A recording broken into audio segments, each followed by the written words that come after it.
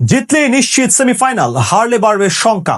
এমন সমীকরণ মাথায় রেখে ঘরে মাঠে সানরাইজার্স হায়দ্রাবাদের মুখোমুখি হয় গুজরাট টাইটান্স।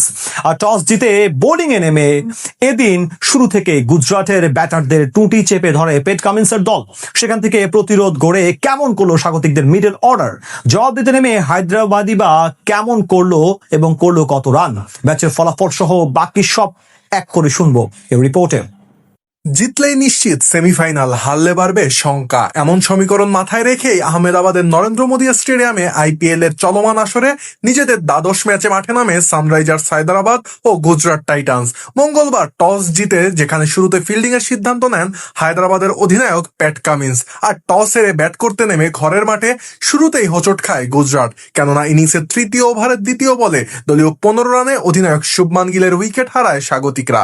এ সময় তরুণ পেসার প্রফুল হিং এর বলে 7 বলে মাত্র 5 রান করে হেনরিক ক্লাসেনের হাতে ক্যাচ তুলে দিয়ে প্যাভিলিয়নের পথ ধরেন গিল।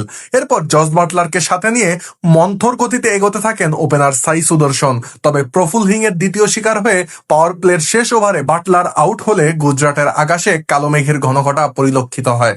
উইকেট রক্ষক ঈশান কিষানের হাতে তালুবন্দী হয়ে প্যাভিলিয়নের পথ ধরেন ইংলিশ এই ব্যাটার। আর বাটলারের বিদায়ের পর নিশান্ত সিন্ধুকে সাথে নিয়ে গুজরাটকে সাময়িকভাবে বিপর্যয় থেকে উদ্ধার করেন ওপেনার সাই সুদর্শন। তবে ইনিংসের দশম ওভারের তৃতীয় বলে প্যাট কামিন্সের বলে নিশান্ত আউট হলে আবারও ছন্দপতন ঘটে গুজরাটের ইনিংসে।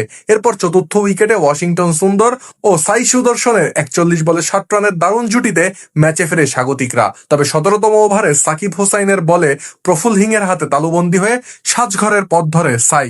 দলীয় 124 রানে বাহাতি এই ওপেনার ফেরে 5-4 ও 2 ছক্কায় 44 বলে 61 রান করে।